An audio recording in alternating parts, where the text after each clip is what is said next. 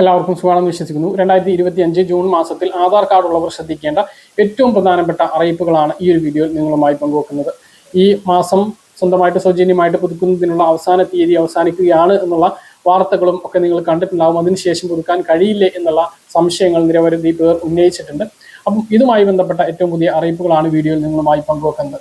Video വിശദാംശങ്ങളിലേക്ക് കടക്കുന്നതിന് കൂടുതൽ ആളുകളിലേക്ക് ഇൻഫർമേഷൻ എത്താൻ ഷെയർ ചെയ്യുക, ലൈക്ക് ചെയ്യുക. ഫേസ്ബുക്കിലൂടെ കാണുന്ന ആളുകൾ ഫോളോ ചെയ്യുക. വീഡിയോയുടെ വിശദമായ വിവരങ്ങളിലേക്ക് വരാം. യൂണിക് ഐഡന്റിഫിക്കേഷൻ അതോറിറ്റി ആധാർ പുതുക്കുന്നതിന് 10 വർഷത്തെ കാലാവധിയാണ് നൽകിയിട്ടുള്ളത്. ഇനി 10 വർഷം കഴിഞ്ഞിട്ടില്ല എങ്കിലും നമ്മുടെ അഡ്രസ്സിലോ മറ്റെന്തെങ്കിലും മാറ്റങ്ങളോ കാര്യങ്ങളോ വന്നിട്ടുണ്ട് എങ്കിലും നമ്മുടെ ആധാർ കാർഡിൽ അത് അപ്ഡേറ്റ് ചെയ്യേണ്ടതുണ്ട്. ഇപ്പോൾ ആധാർ കാർഡ് ഡോക്യുമെന്റ് അപ്ഡേഷന് സൗജന്യമായിട്ട് നമുക്ക് കഴിയും. യൂണിക് ഐഡന്റിഫിക്കേഷൻ അതോറിറ്റിയുടെ വെബ്സൈറ്റിൽ കയറിയിട്ടാണ് ഇതിന് സാധിക്കുക. ജൂൺ 15 ഇതിന് അവസാന തീയതി നൽകിയിട്ടുള്ളത്. അത് കഴിഞ്ഞാൽ 25 രൂപ സ്വന്തമായി ചെയ്യുന്നതിനും ഫീസ് ഈടാക്കും. എന്നാൽ അധികം ആരും സ്വന്തമായിട്ട് ഈ കാര്യം ചെയ്യുന്നില്ല എന്നുള്ളതാണ് ഏറ്റവും പ്രധാനപ്പെട്ട കാര്യം. അക്ഷയ കേന്ദ്രങ്ങളിലോ ആധാർ കേന്ദ്രങ്ങളിലോ പോയിട്ട് ഡോക്യുമെന്റ് അപ്ഡേഷൻ ചെയ്യുന്നതിന് 50 രൂപയാണ് ഫീസായിട്ട് നൽകേണ്ടത്. ബയോമെട്രിക് മാറ്റുക, ഫോട്ടോ മാറ്റുക, ഇവയ്ക്ക് കൂടി ആകുമ്പോൾ 100 രൂപയാണ് നൽകേണ്ടി വരുന്നത്. അപ്പോൾ ഞാൻ പറയുന്നത്, നിങ്ങൾ ആധാർ പുതുക്കുകയാണെങ്കിൽ അക്ഷയ അല്ലെങ്കിൽ ആധാർ സേവാ കേന്ദ്രങ്ങളിൽ ചെന്നിട്ട് ഫോട്ടോ വരെ മാറ്റാൻ വേണ്ടിയിട്ട് ശ്രദ്ധിക്കുക. 10 വർഷം മുമ്പുള്ള കോലമായിരിക്കില്ല നമ്മുടെ മുഖത്തിന്റെ ഇപ്പോഴത്തെ ഒരു ഷേപ്പ്. അതിൽ വ്യത്യാസം ഉണ്ടാകും.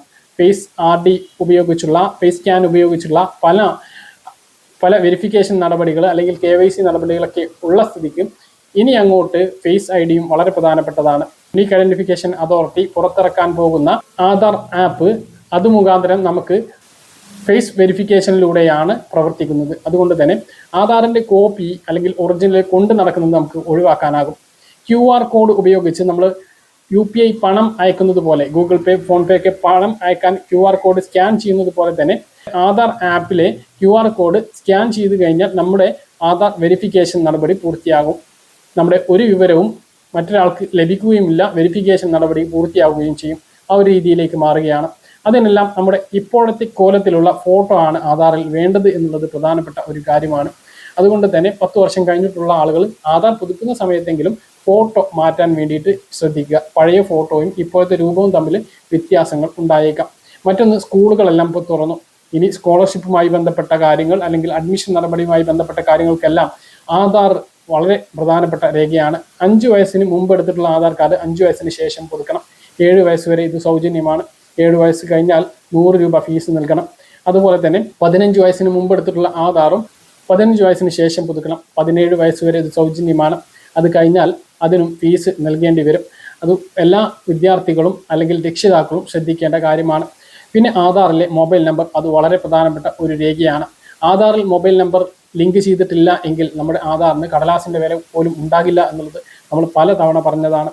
ഇപ്പോൾ നമുക്കറിയാം, ഓരോ പുതിയ രേഖകളും വന്നുകൊണ്ടിരിക്കുകയാണ്. അപ്പോൾ ഞാൻ പറഞ്ഞു, ഇപ്പോൾ ഏറ്റവും പുതുതായിട്ട് വന്നിട്ടുള്ളത് PM അഗ്നി സ്റ്റാർക്ക് രജിസ്ട്രേഷൻ ആണ്. കർഷകർക്ക് ലഭിക്കുന്ന PM കിസാൻ സമ്മാൻ നിധി ഉൾപ്പെടെയുള്ള ആനുകൂല്യങ്ങളെല്ലാം ലഭിക്കുന്നതിന് അങ്ങനെ ഒരു രജിസ്ട്രേഷൻ നടപടി വേണം. അതിനും ആധാർ കാർഡ് വേണം.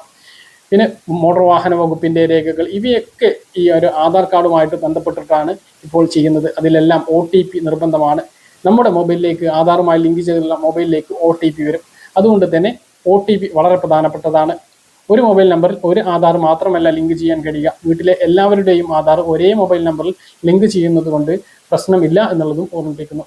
അപ്പോൾ അതെല്ലാവരും ശ്രദ്ധിക്കുക. പിന്നെ ആധാർ പുതുക്കുമ്പോൾ പല ആളുകളുടെയും പ്രശ്നമാണ് പുതിയ ആധാർ കാർഡ് പോസ്റ്റ് വഴി കിട്ടുന്നില്ല എന്നുള്ളത്. അങ്ങനെയുള്ള ആളുകൾ ശ്രദ്ധിക്കുക. നിങ്ങൾ PVC ആധാർ കാർഡിന് അപ്ലൈ ചെയ്യുക. അത് സ്പീഡ് പോസ്റ്റ് വഴി പെട്ടെന്ന് നിങ്ങൾക്ക് ലഭിക്കുന്നതാണ് എന്നുള്ളതും ഓർമ്മിപ്പിക്കുന്നു. പറഞ്ഞ കാര്യങ്ങൾ കൃത്യമായിട്ട് മനസ്സിലാണെന്ന് കരുതുന്നു. ഇതുപോലെ ഇൻഫർമേഷൻ ലഭിക്കാൻ ചാനൽ സബ്സ്ക്രൈബ് ചെയ്യുക, ബെൽ ഐക്കൺ എനേബിൾ ചെയ്ത് നോക്കുക. മറ്റൊരു വീഡിയോയുമായി നമുക്ക് കാണാം. ഇതുവരെ